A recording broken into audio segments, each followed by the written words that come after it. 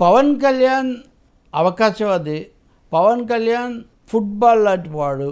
ఆటగాళ్ళు ఫుట్బాల్ను తమకు తోచినట్టుగా ఎక్కడికంటే అక్కడికి వాళ్ళు దాన్ని విసిరేసినట్టే, దాంతో ఆడుకున్నట్టే పవన్ కళ్యాణ్తో రాజకీయ పార్టీలు, పెద్ద పార్టీల నాయకులు ఆడుతూ ఉంటారు.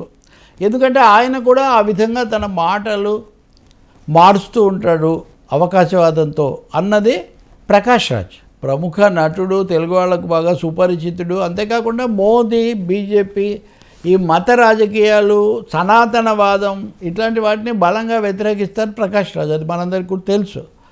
మొన్న సనాతనవాదము, తర్వాత లడ్డూ వివాదం వచ్చినప్పుడు కూడా ప్రకాష్ రాజ్ ఆ విషయాన్ని పెద్దది చేసి మతాల మధ్య మనం సమస్య చేయకూడదు, లౌకిక తత్వాన్ని, మత సామరస్యాన్ని పాటించాలని ఆయన చెప్పారు.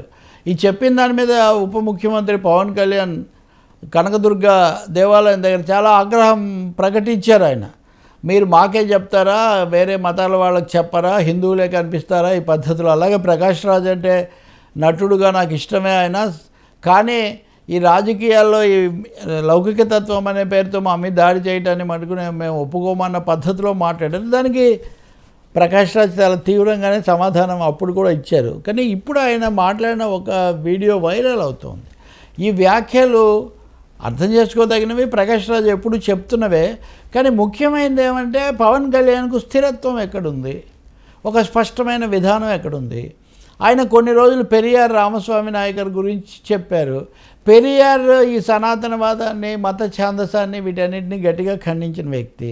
ఆ పెరియార్ గురించి అన్న ఆయనే మళ్ళీ ఎక్కడికి వచ్చాడు. చెగువేరా అన్నారు, చెగువేరా నుంచి మళ్ళీ అక్కడి నుంచి కూడా మారిపోయారు.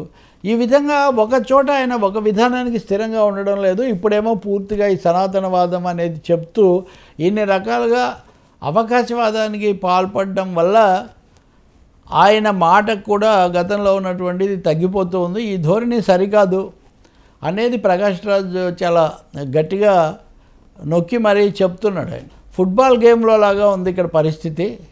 మీరు ఇతరులకు వీటన్నిటి ద్వారా ఈ అస్థిరమైన వాదనలతో వాళ్ళకు మీరు ఉపయోగపడుతున్నారు, అలాగే మీరు కూడా మాటిమాటికి మాటలు మారుస్తున్నారు అనే తీవ్రమైన విమర్శ నిజానికి. దీని మీద మళ్ళీ ఇంతకుముందే ఆగ్రహించిన పవన్ కళ్యాణ్ ఇప్పుడు మరి ఎలా ఆగ్రహిస్తారు? రెండవది, జన సైనికులు పవన్ అంటే ఊరుకోమనే వాళ్ళందరూ కూడా ఏ విధమైనటువంటి ప్రతిస్పందన కనపరుస్తారు మనం చూడవచ్చు.